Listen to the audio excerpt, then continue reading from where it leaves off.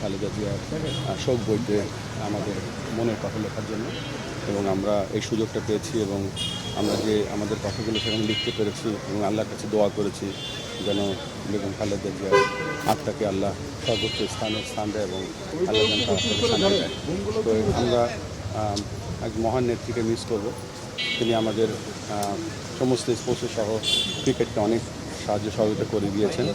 তো এই জন্য এইসব কথা আমরা লিখেছি এবং আল্লাহর কাছে দোয়া করে আমরা চিঠিটা আমরা আমাদের শোক বইতে লিখেছি।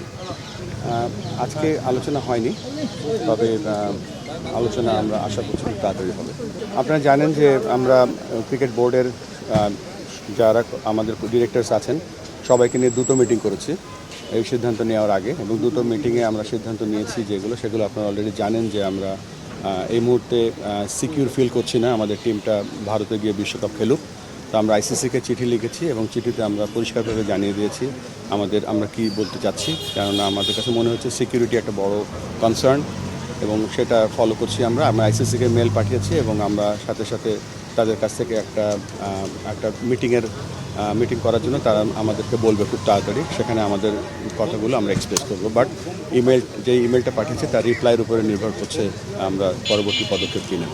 এটা তো ধরেন ভারতের একটা ডোমেস্টিক ক্রিকেট, এবং ডোমেস্টিক ক্রিকেটে কার না দেখানো এটা আমাদের সরকারের ডিসিশন, এবং এটা আমাদের এখানে আমরা বলবো যে সরকার যেহেতু এটা তথ্য মন্ত্রণালয় সিদ্ধান্ত নিয়েছে। আপনার রুচির সাথে মানানসই স্টাইলিশ সব ডিজাইন থেকে বেছে নিন জংমুক্ত ও long lasting shine basin tap. Fittings shine তো সবকিছু ফাইন। আমাদের পক্ষ থেকে আমাদের এখানে কিছু বলার নেই, তবে এটা ঠিক যে আমরা যে সরকার যে সিদ্ধান্ত নেয় সেটা আমরা সমর্থন করি। আমরা তো জানি না কি ফিডব্যাক আসবে, তবে আমরা যে ক্লজগুলো দিয়েছি সেগুলো উইদিন দি এমপিওর মধ্যেই আছে। বিসিসিআইয়ের সাথে আমাদের যোগাযোগ নেই, আমরা আইসিসির ইভেন্টের জন্য আইসিসির সাথে যোগাযোগ করেছি। না, এই ব্যাপারে আমি কিছু জানি না।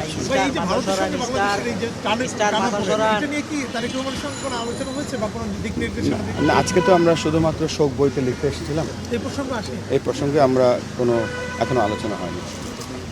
ভবিষ্যৎ দুদেশের ক্রিকেট সম্পর্ক নিয়ে কোনো ভাবনা আছে কিনা? কারণ তাদের সাথে সামনে একটা সিরিজ। না, এটা তো আমরা তো দুদেশের ক্রিকেট তো এটা বাইল্যাটারাল সিরিজ যেগুলো হবে, বিশ্বকাপে খেলা হবে, এগুলো একটা ব্যাপার, আর বিশ্বকাপে খেলতে যাওয়া আর সিকিউরিটি আরেকটা ব্যাপার। সো আমরা আপাতত বিশ্বকাপের যে ব্যাপারটা আছে সেটা নিয়ে আমরা চিন্তা করছি। না, দেখেন, মোস্তাফিজ আমাদের দেশের অন্যতম একজন খেলোয়াড়, আমাদের ইতিহাসের অন্যতম সেরা ফাস্ট বোলার, এবং আমরা এখানে ফারুক ভাই আছেন, খালেদ মাসুদ পাইলট আছেন, এখানে অনেক ক্রিকেটার্সরা এখানে আছেন। ক্রিকেটার্স যখন খেলতে যায় তখন তার মান সম্মান নিয়ে ক্রিকেট খেলে।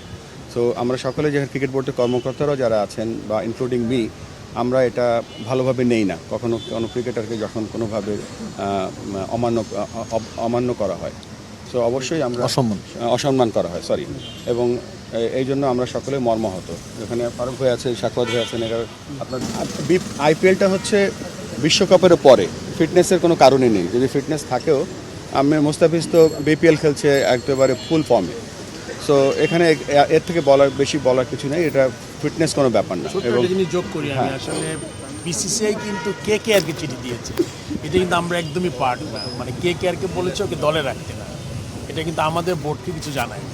রাজনৈতিক কারণে এটি আমরা সবাই মানে এটা খুবই অত্যন্ত দুঃখিত যে একটা রাজনৈতিক কারণে একটা ছেলেকে এত ভালো ক্যালিবারের একটা প্লেয়ার যে তার অনেক কিছু দেখাতে পারতো এই আইপিএলে, সেটা করতে পারিনি, যেন আমরা দুঃখিত সবাই।